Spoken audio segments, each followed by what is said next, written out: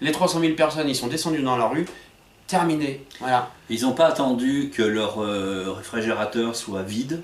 Ils n'ont pas attendu qu'ils n'avaient plus les moyens, de ne plus avoir les moyens de payer leur loyer. Ils se sont auto-saisis de ça et ils ont décidé de sortir dans la rue. Ils ont mis une grande pression et c'est pour ça que l'Islande aujourd'hui fait une croissance qui reste pour nous presque un mirage, hein, presque un rêve. Parce que ils ont une monnaie qui n'est pas la monnaie européenne. D'ailleurs, ils ont renoncé définitivement à entrer dans l'UE. Donc c'est bien ce qui prouve que ça ne pouvait pas être un avantage pour eux d'y entrer. C'est pour ça que ça nous encourage aussi à en sortir.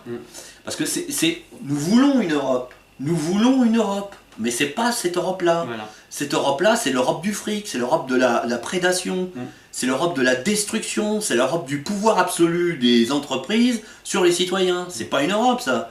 L'Europe des citoyens, finalement, elle existe plus ou moins déjà. Le cœur de l'Europe bat à peu près partout en Europe physique, dans l'Europe géographique, je dirais. Parce qu'on sait on est la vieille Europe, entre guillemets, on a des vieilles nations qui, effectivement, se sont forgées dans la guerre, parce qu'il y a des gens qui ont fomenté des guerres.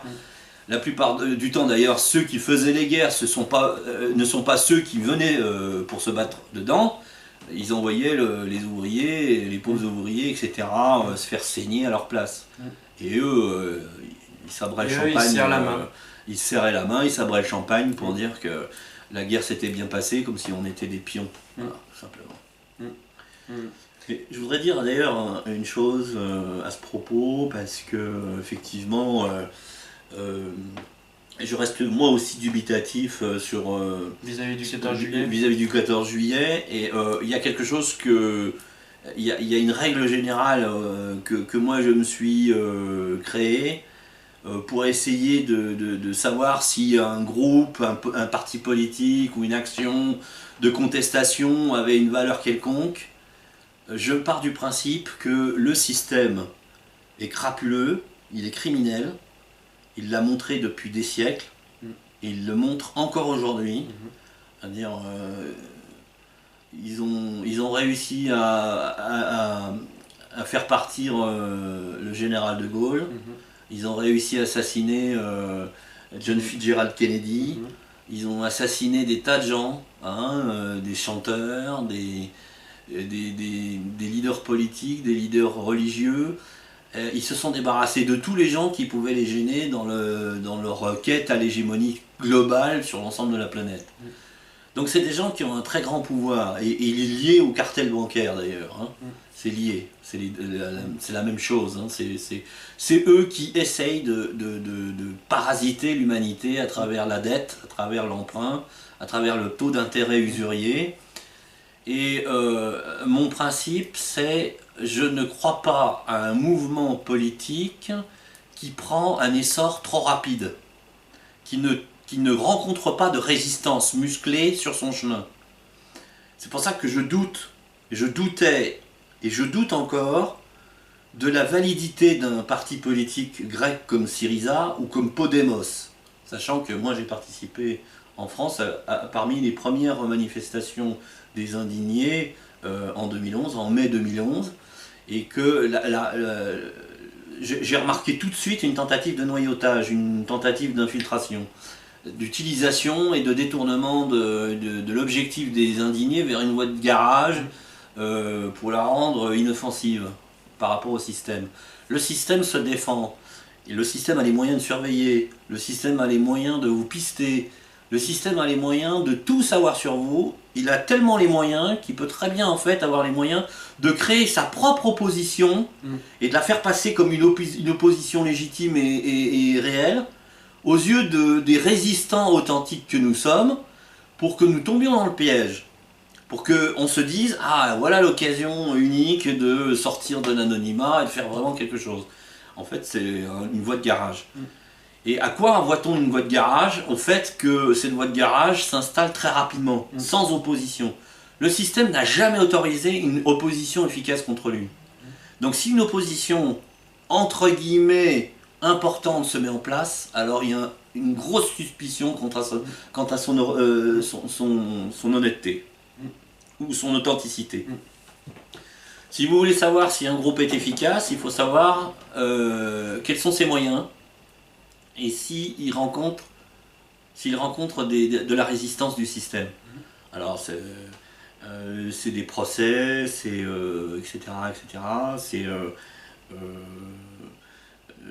une tentative de noyautage. Ça arrive très souvent à des gens qui ont l'air motivés, qui rentrent dans une structure, qui aident au début et qui finit par commencer à dévier mais tout doucement dévier en fait le but du groupe pour le faire aller dans une voie de garage. Le système a ces moyens-là.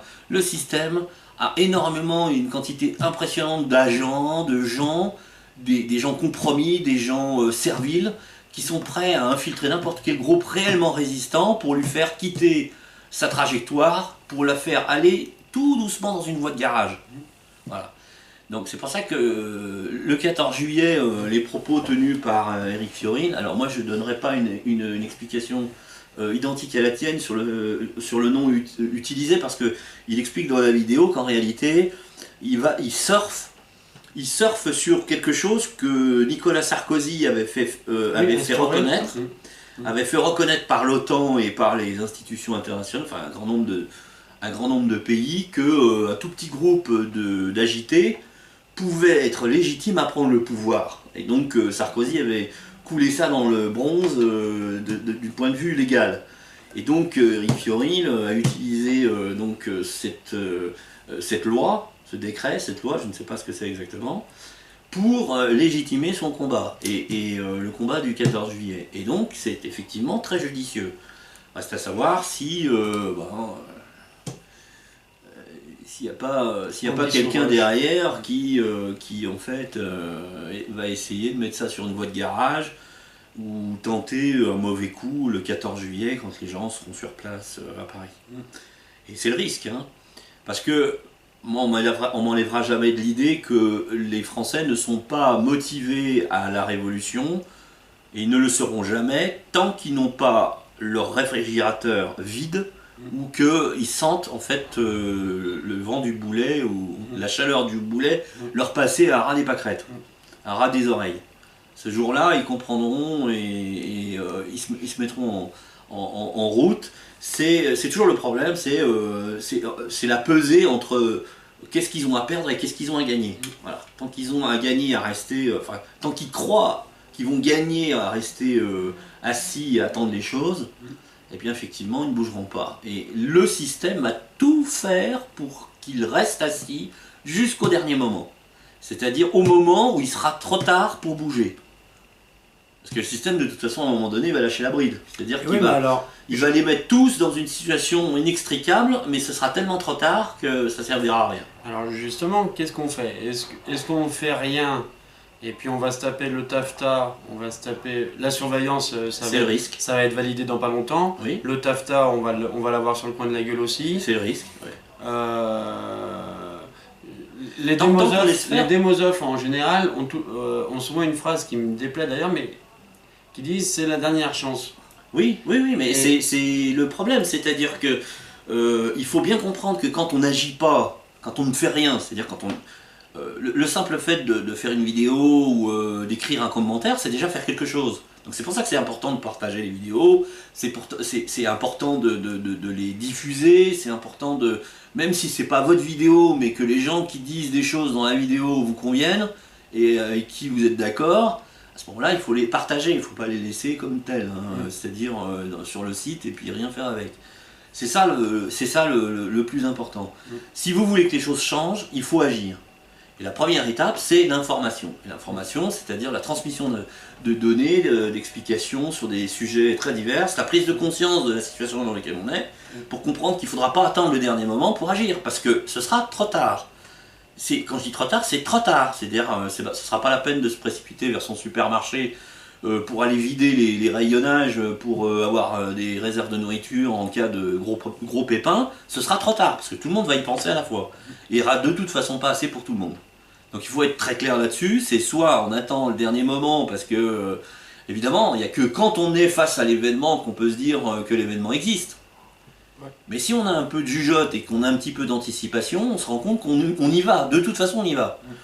Donc pourquoi attendre le dernier moment? Voilà. Donc c'est important de réfléchir à toutes ces choses-là et de ne pas attendre que ce soit trop tard. Mais moi, ma crainte, c'est que malheureusement, un grand nombre de Français décident d'attendre le dernier moment parce que ils ont toujours cette réaction de dire qu'est-ce que j'ai à perdre, qu'est-ce que j'ai à gagner. Alors évidemment, ça c'est en temps réel, mais en réalité, on a déjà tout perdu. Hein. Pour beaucoup, c'est comme ça. Hein. On a déjà tout perdu. On ne serait pas dans une situation terrible sur le plan financier, sur le plan économique, sur le plan écologique, sur énormément de plans à la fois. On ne serait pas dans cette situation-là si on avait agi très tôt. On a laissé des escrocs prendre le pouvoir. Il faut que nous en assumions les conséquences en tant que citoyens. Donc on va les juger ou on va pas les juger le 14 juillet? C'est aux Français de décider. Puisque le Conseil national de transition a décidé de se faire finalement le porte-parole des citoyens. Et alors comment on peut faire? J'aime bien moi aller dans toutes les hypothèses. Si à un moment donné on se rend compte que le mouvement est détourné, si à un moment donné on se rend compte que c'est pas normal qu'il y ait des discussions en coulisses et que j'ai envie de dire, rien ne doit se faire en coulisses, tout doit être fait sur la place publique. Oui. Puisqu'il faut qu'on Oui. les comptes, il faut qu'on règle les comptes, il faut qu'on fasse un état. Je pense que la transparence c'est la meilleure chose. Et il faut pas un décideur, il faut un collège de décideurs élus par des collèges de décideurs. Oui, mais un collège de décideurs élus. Ça veut dire qu'il ne faut pas qu'il y ait une tête. Il ne faut pas qu'il y ait qu'une seule tête. Mais il n'y en a pas dans le. Voilà, mais ça c'est important, mais en termes généraux, je veux dire, Ouais. un mouvement a pu être stoppé simplement quand le leader a été tué, a été anéanti. Oui. Comme par exemple la révolution des Blacks aux États-Unis, elle a malheureusement été sérieusement arrêtée parce qu'ils ont assassiné le pasteur Martin Luther King. Sinon, très certainement que le pasteur aurait eu une influence très grande avec les années suivantes et peut-être que l'avancée des droits des Noirs américains aurait certainement évolué beaucoup plus vite. Donc ils ont éliminé en fait un vecteur très important. C'est pour ça que c'est toujours très dangereux d'avoir un seul leader. C'est vrai qu'il est charismatique, que c'est quelqu'un qui a une vision des choses qui est extraordinaire, mais en même temps, faut faire attention parce que si jamais on l'élimine physiquement, on élimine aussi la contestation du coup. On élimine toute chance de vraiment faire avancer les choses. Donc il faut en fait une direction de la contestation qui soit collégiale. De sorte que si jamais ils en éliminent un, parce qu'ils sont capables d'éliminer physiquement les gens, malheureusement c'est comme ça, il y aura toujours 9 personnes, 9 ou 10 personnes à côté qui sont capables de reprendre le flambeau. Et de réélire une personne supplémentaire pour remplacer celle qui a été éliminée physiquement. C'est pour ça que il faut faire très attention quand il s'agit de mouvements avec un seul leader charismatique. Oui, Toujours. Il faut pas. C'est très valorisant pour quelqu'un qui est leader, si tu veux. Ça remplit son ego. Il est content d'être la mascotte d'un mouvement de contestation, mais en même temps, il prend des risques pour lui et il prend des risques pour le mouvement de contestation qu'il dirige. Voilà. Donc c'est ça le souci. Hein.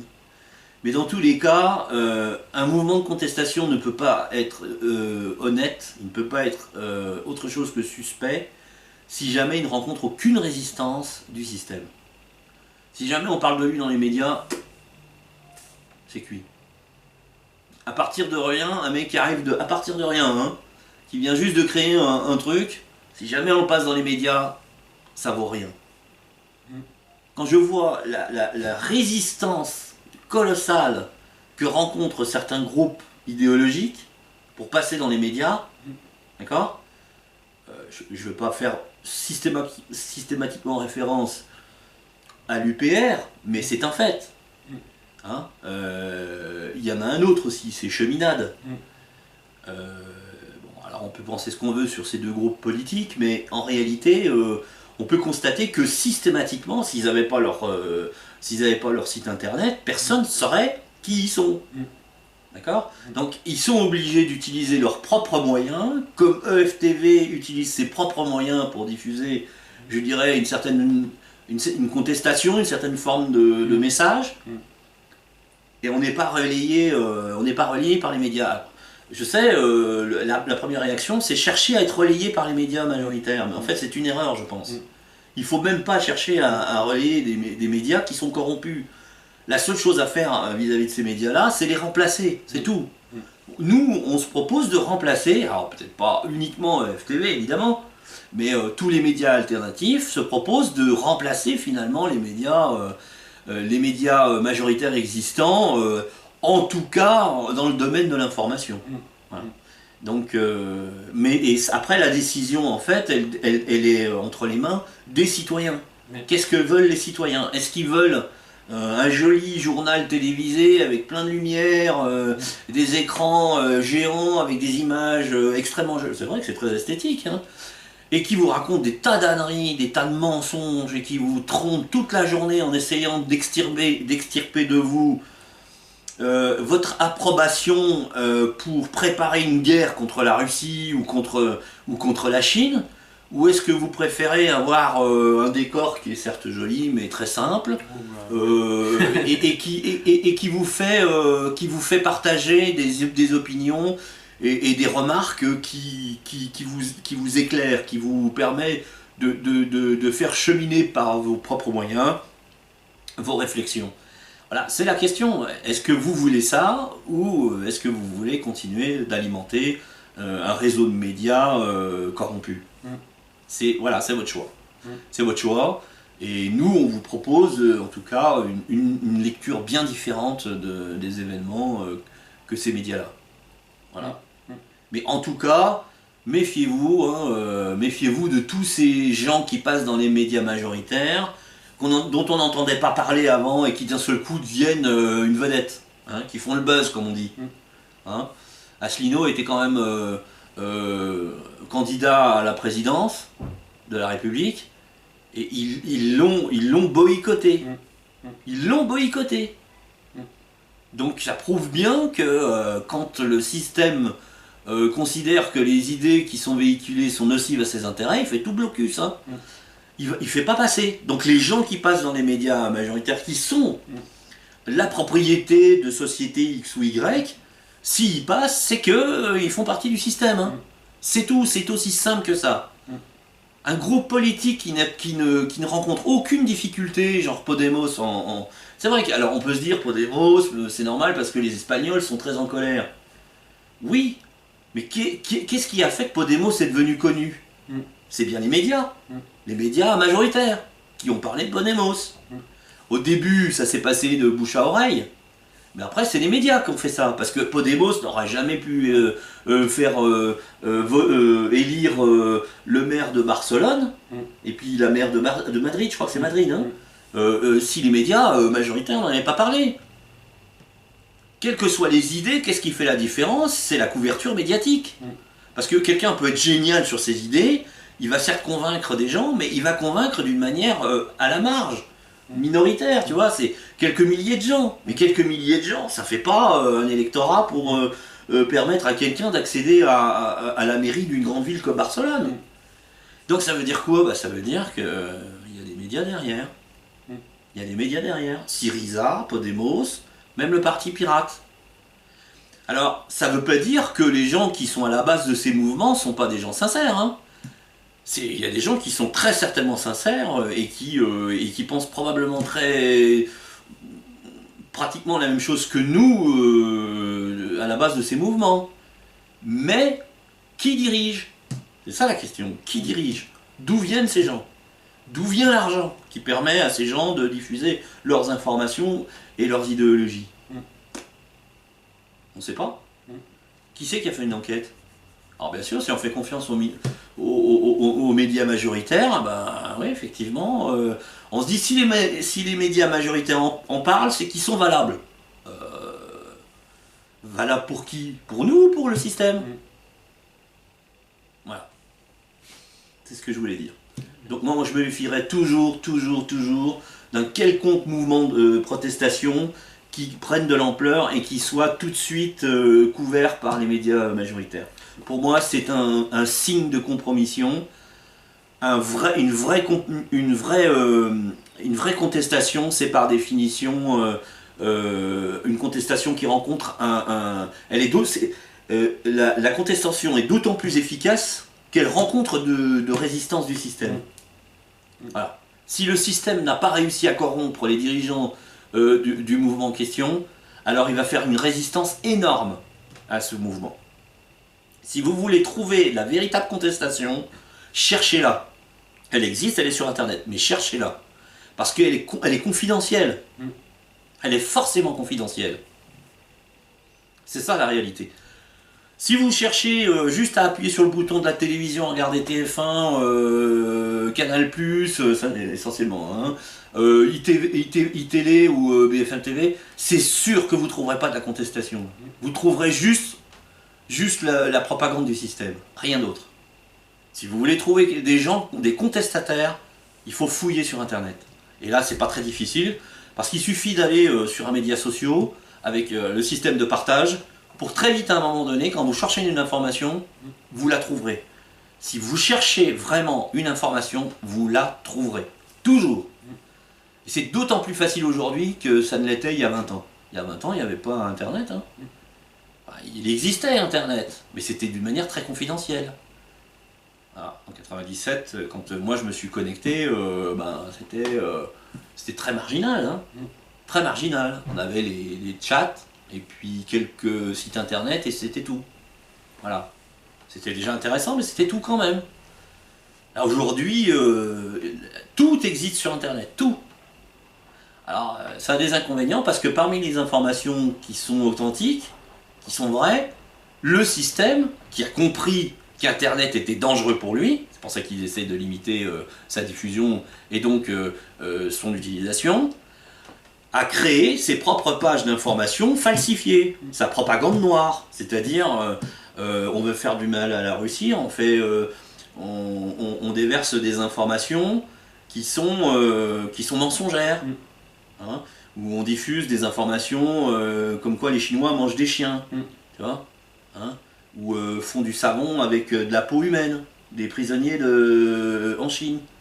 Et quand on interroge les vrais Chinois, hein, enfin les vrais, hein, pas les occidentaux, hein, c'est n'importe quoi, c'est du grand n'importe quoi. Alors qu'il y a des gens qui mangent du chien en Chine, c'est évident, c'est absolument évident, mais c'est pas toute la population chinoise.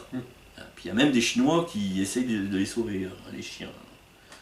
Donc voilà, donc il faut faire très très attention, parce que l'objectif de toutes ces informations-là, quand elles sont utilisées par le système, ça va toujours dans le même sens, c'est pour discréditer l'ennemi. C'est pour toujours le dépeindre à vos yeux, pour le dépeindre de la pire des manières. Parce que comme ça, ils gagnent chez vous votre approbation pour une guerre dont ils ont l'intention de déclencher contre l'ennemi en question. Et ils font de vous finalement des complices de ça. Ils vous manipulent pour vous extorquer en fait votre approbation pour un acte qui finalement va se retourner contre vous. Donc je reviens par rapport au 14 juillet. Qu'est-ce qu'on fait alors? Parce qu'on sait tous dans quel état déplorable on est. On sait tous quelque part ce qui ne va pas. Ou au moins on a une idée de ce qui ne va pas. On sait ce qu'il faudrait. Maintenant, ce qu'il faut, c'est se donner les moyens d'y arriver. Et le problème, c'est que moi, quand je vois le 14 juillet, quand je le vois sur le papier, bien sûr que ça m'intéresse. Bien sûr que ça me plaît. Je veux dire... j'ai envie, moi aussi j'ai envie que ce soit vrai, oui. Je veux dire, on a tous envie d'y croire. Mais je veux pas être pessimiste ou décrédibiliser quelque chose qui en fait si c'est honnête, c'est super. Super. Mais il faut, je veux dire, il faut pas voir le mal partout. Mais faut pas être naïf. Mais faut pas être naïf. Ouais. Et, quand je vois un petit peu les résumés sur le site, hein, conseil national de transition.fr, je vois qu'il y a des rassemblements qui sont prévus à l'Assemblée nationale, des rassemblements qui sont prévus un petit peu partout. Alors, moi je verrais bien, c'est Sylvain Baron qui a fait un petit un petit document là, un petit article dessus sur parce que lui il va être donc à l'Assemblée nationale et je pense que déjà c'est déjà je vais pas dire un bon point, mais c'est déjà je pense que c'est un point stratégique où on minimise les effets, les bienfaits, si tu veux, si on prend l'Assemblée nationale, c'est quelque part qu'on s'attribue déjà le lieu, on s'attribue ce que ça représente, et c'est bénéfique pour nous. Je pense que c'est plus bénéfique pour la population de prendre l'Assemblée nationale que de prendre Matignon, par exemple. Parce qu'à Matignon, on ne sait pas qui y traîne. On ne sait pas ce qu'il peut y avoir dans les coulisses. On ne sait pas ce qu'il peut... Alors que 300 personnes qui envahissent l'Assemblée nationale, s'il y a un média qui vient et qui dit « Pourquoi vous faites ça ?», là, si tu veux, c'est clair. Je pense que le seul média qui viendra, c'est celui des CRS, à mon avis. Mais bon, ça, c'est une autre affaire. C'est tout le problème. Hein. On est toujours face au système. Hein. Faut pas l'oublier. Hein. Alors justement, tu parlais tout à l'heure, qu'est-ce qu'il faut faire en 14 juillet? Je pense que c'est la conscience de chacun. Moi, on vous a expliqué, chacun de nous deux, comment on voyait les choses. Et, mais bien sûr, on a envie d'y croire, hein, bien sûr. Mais y croire suffit pas en fait. Hein. Parce qu'on peut y croire longtemps et sans jamais que ça arrive. Hein. Mais une chose est sûre, c'est il faut quand même qu'on connaisse un petit peu les institutions, enfin qu'on connaisse les institutions, les textes qui sont censés régir notre société, et en particulier la Constitution. Et savoir ce que le peuple peut faire le 14 juillet, c'est très simple en fait. Les lois sont conditionnées par la Constitution, et la Constitution est conditionnée par la Déclaration des droits de l'homme et du citoyen, qui est son préambule. Donc c'est très important d'avoir la Déclaration des droits de l'homme et du citoyen. Et sur la Déclaration des droits de l'homme et du citoyen, il y a la liberté de manifestation, qui a été limitée par les lois, sous prétexte de X ou Y, qui demande une autorisation. Et tout ça, en fait, l'autorisation est censée responsabiliser celui qui organise la manifestation. Mais en réalité, c'est une façon d'avoir le nom du type à qui on va faire rembourser les dégâts en cas de casse, d'un groupuscule qui vient de l'extérieur qui foutrait le bazar. Un groupuscule qui pourrait très bien être utilisé par le pouvoir en place pour discréditer justement ce genre de manifestation. Donc théoriquement, si la Déclaration des droits de l'homme et du citoyen est respectée par les pouvoirs en place, les pouvoirs en place doivent protéger les gens qui manifestent et doivent chasser les gens qui mettent le bazar. Mais en aucun cas, la justice ne devrait autoriser les pouvoirs publics à poursuivre les organisateurs des manifestations pour des dégâts organisés par des gens qui viendraient d'extérieur. Parce que ça c'est une utilisation frauduleuse, ignoble, inepte. Inepte parce que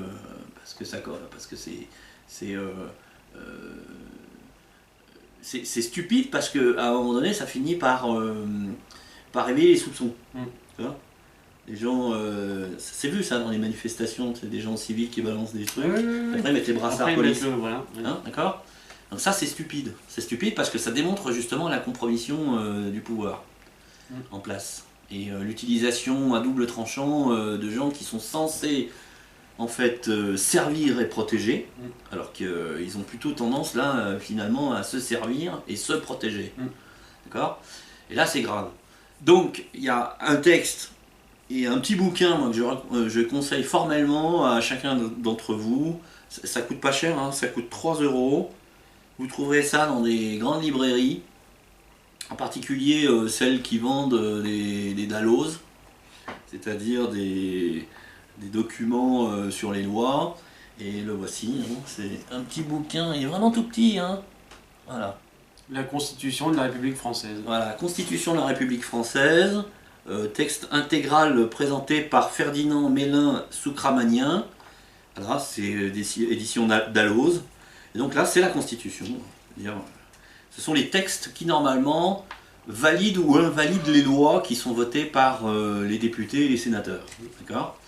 Donc si ça passe pas, c'est pour ça qu'il y a un conseil constitutionnel qui valide les lois, parce que toutes les lois doivent passer par la fourche codine de la Constitution. Alors malheureusement, il y a des choses qui ont été modifiées dans la Constitution, comme par exemple l'acte de haute trahison, la punition de l'acte de haute trahison. Alors comme ça a été fait d'une manière cachée, c'est par définition illégitime. Donc on peut très bien considérer que si c'est plus dans la Constitution, c'est encore dans les lois. Donc quelque part, les gens qui dirigent, qui ont commis des actes qui sont contraires à l'intérêt général, qui sont non seulement contraires à l'intérêt général, mais qui sont pour le bénéfice d'une puissance étrangère, sont par définition susceptibles d'être poursuivis pour haute trahison. Voilà. Donc, il existe quand même dans les lois ce qui n'existe plus dans la Constitution. Voilà, donc les citoyens sont légitimes à sortir dans la rue le 14 juillet pour manifester, en tout cas pour commémorer cette journée, et puis surtout peut-être en faire à ce moment-là une journée appropriée. Voilà, se l'approprier, une journée de manifestation, enfin, c'est pas très compliqué, hein. Il suffit d'avoir une petite pancarte ou un truc comme ça pour manifester sa colère. Et là, par contre, c'est le boulot des médias alternatifs, c'est d'avoir les caméras dehors et de filmer tous ces événements pour les mettre sur Internet. Pour bien montrer que la population française, même si des médias dévoyés comme BFM, TV, iTélé et compagnie se gardent bien d'en faire l'écho, existe bien, et que la population française est décidée à se bouger, hein, et qu'elle accepte pas la politique du fait accompli. Voilà. Donc le 14 juillet, voilà. Libre à vous de faire ce qui vous semble bon. On aimerait que ce soit authentique. Si ça l'est, c'est super. Si ça l'est pas, c'est un piège. Hein. Donc c'est vrai que c'est pas évident comme ça. C'est le problème quand on connaît pas les tenants, les aboutissants, on ne sait pas qui est derrière, on ne sait pas qui tire les ficelles. Si les gens qui tirent les ficelles sont ceux qui sont apparus en premier dans la vidéo, je dirais que c'est plutôt bon signe. Si par contre les gens qui tirent les ficelles se gardent bien de passer à l'écran, ça veut dire qu'ils utilisent en fait des gens qui vont au casse-pipe en montrant leur tête dans la vidéo, d'accord, pour qu'eux en récupèrent tous les bénéfices. Donc là, ça sent mauvais. Voilà, donc on peut pas se prononcer, nous en disant oui c'est sûr. Voilà. On veut pas vous obliger. Non, c'est sûr. On veut pas vous obliger. On vous pousse pas à le faire. On vous pousse pas à pas le faire. On met simplement en garde. Voilà. Et puis de toute façon, je pense que à titre personnel, on fait on quelque sera chose, certainement besoin de nous aussi. Et puis ce serait quand même bête de louper ça. Et puis après, il faudra essayer de faire ça de façon intelligente pour pas se faire traiter de tous les noms et se faire discréditer.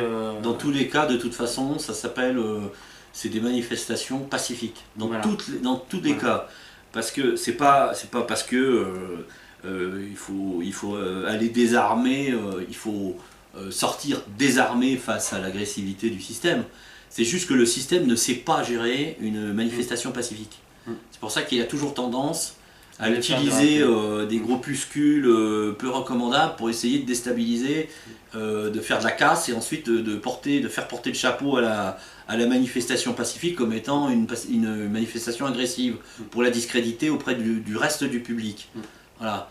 Mais une manifestation pacifique, par définition, est très difficile à gérer pour un système corrompu. Parce que c'est lui qui va devoir être agressif pour essayer de le neutraliser. Donc dans tous les cas, soyez pacifiques, aucune violence, aucune insulte.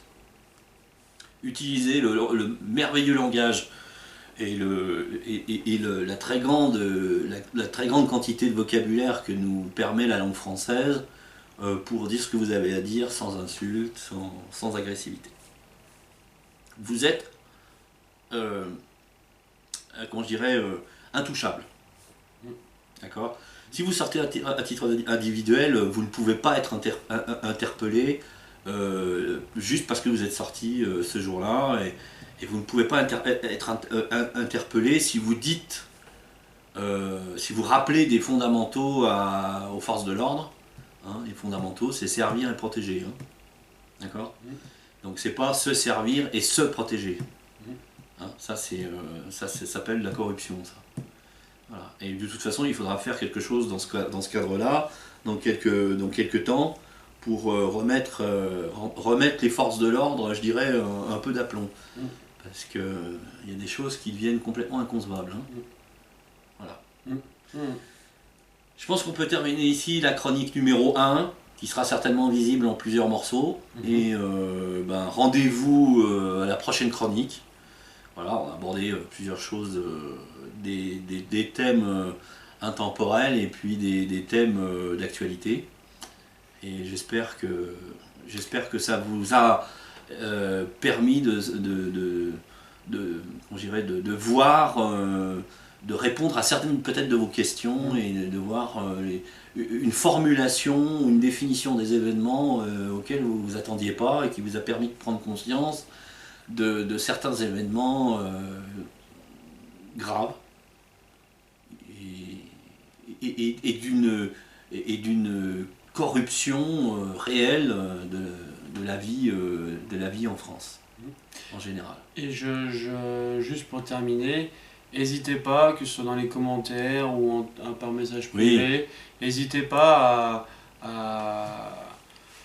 à dire j'aimerais bien qu'on parle de ça, j'aimerais bien qu'on évoque ci, parce que ça permet un échange, ça permet de dire des choses qu'on n'a peut-être pas forcément pensé, parce qu'on et puis on peut faire des commentaires sur des questions que vous posez, voilà. vous posez, hein, vous voulez notre avis, vous voulez savoir comment on se positionne par rapport à telle ou telle chose. N'hésitez pas à nous envoyer des messages pour qu'on puisse vous donner notre avis sur ce sujet-là, en essayant évidemment d'être le plus objectif possible. C'est évident. Voilà. Merci à tous. Merci à tous, merci de nous avoir suivis et à la prochaine chronique. À bientôt. À bientôt. Au revoir.